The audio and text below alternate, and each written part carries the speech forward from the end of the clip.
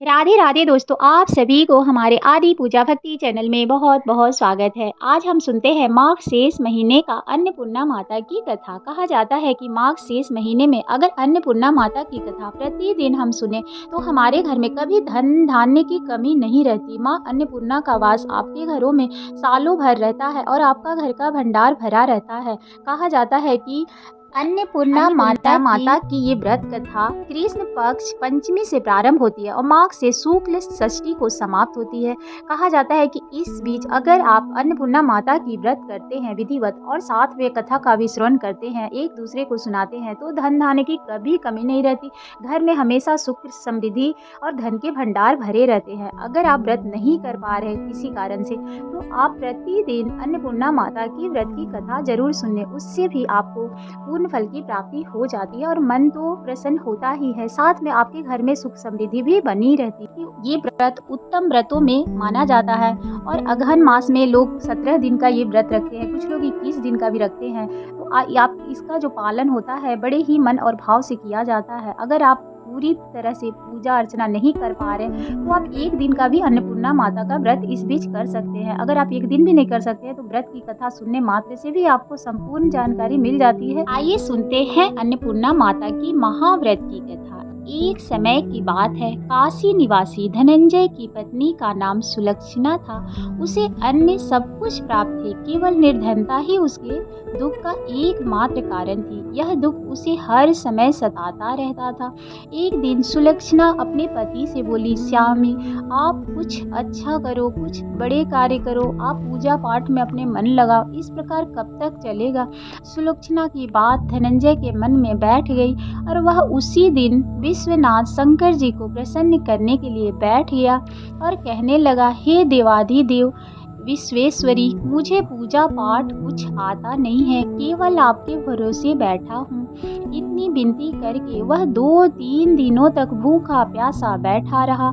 यह देखकर भगवान शंकर ने उसके कान में आकर 3 बार अन्नपूर्णा अन्नपूर्णा अन्नपूर्णा इस प्रकार से बोले। ये कौन क्या कह गया, ये सोच धनंजय अपनी मुद्रा में चला जाता है। मंदिर से आते ब्राह्मणों को देखकर पूछने लगा, पंडित जी अन्नपूर्णा कौन है? ब्राह्मण ने कहा, तू अन्न छोड़ बैठा है सो तुझे अन्न की ही बात सूझती है, जा घर जाकर अन्न ग्रहण कर।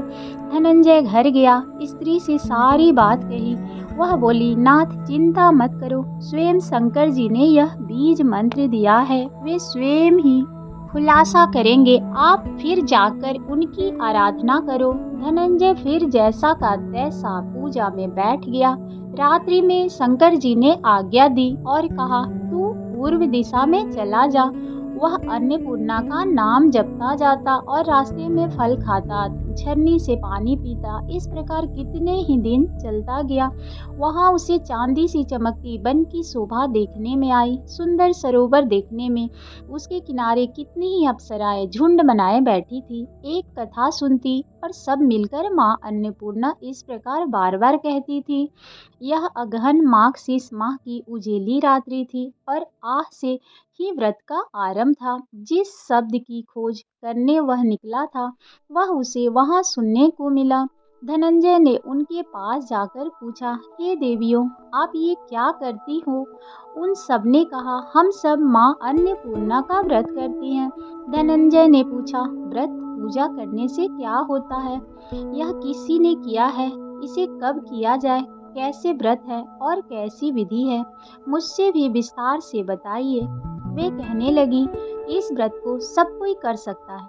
21 दिन तक के लिए 21 गांठ का सूत लेना चाहिए। 21 दिन यदि न बने तो एक दिन का उपवास करे। यह भी न बने तो केवल कथा सुनकर प्रसाद ले।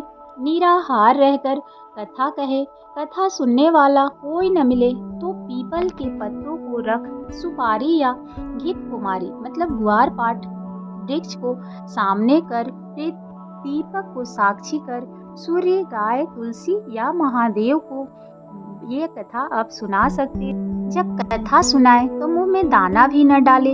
यदि भूल से कुछ पड़ जाए तो एक दिवस फिर उपवास करे, व्रत के दिन क्रोध ना करे और झूठ ना बोले। धनंजय बोला, इस व्रत के करने से क्या होगा? वे कहने लगी, इनके करने से अंधों को नेत्र मिले, लूलों को हाथ मिले, निर्धन के धन धान्य आए और बांझन को संतान मिले, मूर्ख को विद्या आए। जो जिस कामना से व्रत करे, माँ उसकी इच्छा पूरी करती है।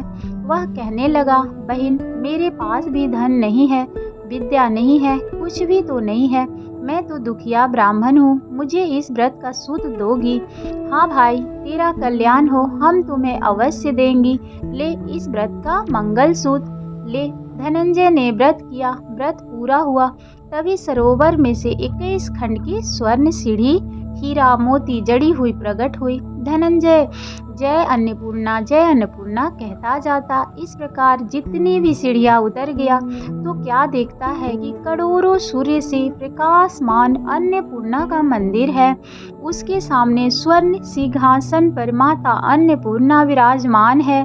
सामने भिक्षा हेतु शंकर भगवान खड़े हैं। देवागनाथ चवर डुलाते कितनी ही हथियारे बांधे पहरा देते हैं। धनंजय दौड़कर जगदम्बा के चरणों में गिर गया। देवी उसके मन का क्लेश जान गई। धनंजय कहने लगा, माता आप तो अंतर्यामी हो, आपको अपना दशा क्या बताऊं? माता बोली, मेरा व्रत किया है, जा संसार तेरा सत्कार करेगा। माता ने धनंजय की जीवा पर बीज मंत्र लिख दिया। अब तो उसके रोम रोम में विद्या प्रकट हो गई। इतने में क्या देखता है कि वह काशी विश्वनाथ के मंदिर में खड़ा है। माँ का वरदान ले धनंजय घर आया, सुलक्षणा से सब बात कही।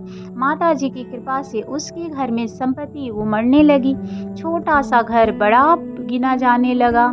जैसे शहद के छत्ते में मक्खियाँ जमा होती है, उसी प्रकार अनेकों संगे संबंधी आकर उसकी बड़ाई करने लगे। कहने लगे, इतना धन, इतना बड़ा घर, सुंदर संतान, नहीं तो इस कमाई का कौन भोगेगा? सुलक्षणा तो संतान नहीं दे सकती, इसलिए तुम दूसरा विवाह कर लो।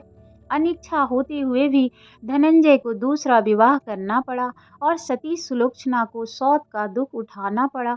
इस प्रकार दिन बीतते गए। फिर अगहन मास आया। नए बंधन में बंधे पति से सुलक्षणा ने कहलवाया कि हम व्रत के प्रभाव से सुखी हुए हैं, इस कारण यह व्रत छोड़ना नहीं चाहिए। यह माता जी का प्रताप है जो हम इतने संपन्न और सुखी हैं। सुलक्षणा की बात सुन धनंजय उसके यहाँ आया और व्रत में बैठ गया। नई बहू को इस व्रत की खबर नहीं थी। वह धनंजय के आने की राह देख रही थी। दिन बीतते गए और व्रत पूर्ण होने में 3 दिवस बाकी थे कि नई बहू को खबर पड़ी। उसके मन में ईर्ष्या का ज्वाला दहकने लगी। सुलक्षणा के घर आ पहुंची और उसने वहां भगदड़ मचा दी। वह धनंजय को अपने साथ ले गई। नए घर में धनंजय को थोड़ी देर के लिए निंद्रा ने आ दबाया। इसी समय नई बहू ने उसका व्रत सूत तोड़कर आग में फेंक दिया। अब तो माता जी का कोप जाग गया। घर में अकस्मात आग लग गई। सब कुछ जलकर खाक हो गया। सुलक्षणा जान गई। पति को फिर अपने घर ले आई। नई बहू रूठ कर पिता के घर जा बैठी।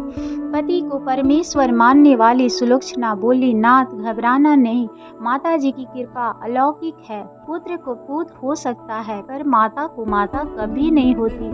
अब आप श्रद्धा और भक्ति से आराधना शुरू करें, वे जरूर हमारा कल्याण करेगी। धनंजय फिर माता के पीछे पड़ गया। फिर वही सरोवर सीढ़ी प्रकट हुई जिसमें माँ अन्नपूर्णा कहकर वह उतरता गया। वहां जा माता के चरणों में रुदन करने लगा। माता प्रसन्न हो बोली, यह मेरी स्वर्ण की मूर्ति ले, उसकी पूजा करना, तो फिर सुखी हो जाएगा। तुझे मेरा आशीर्वाद है। तेरी स्त्री सुलक्षणा ने श्रद्धा से मेरा व्रत किया है, उसे मैंने पुत्र दिया है। धनंजय ने आंखें खोली तो खुद को काशी विश्वनाथ के मंदिर में खड़ा पाया। वहां से फिर उसी प्रकार घर को आया। इधर सुलक्षणा के दिन चढ़े और महीने पूरे होते ही पुत्र का जन्म हुआ।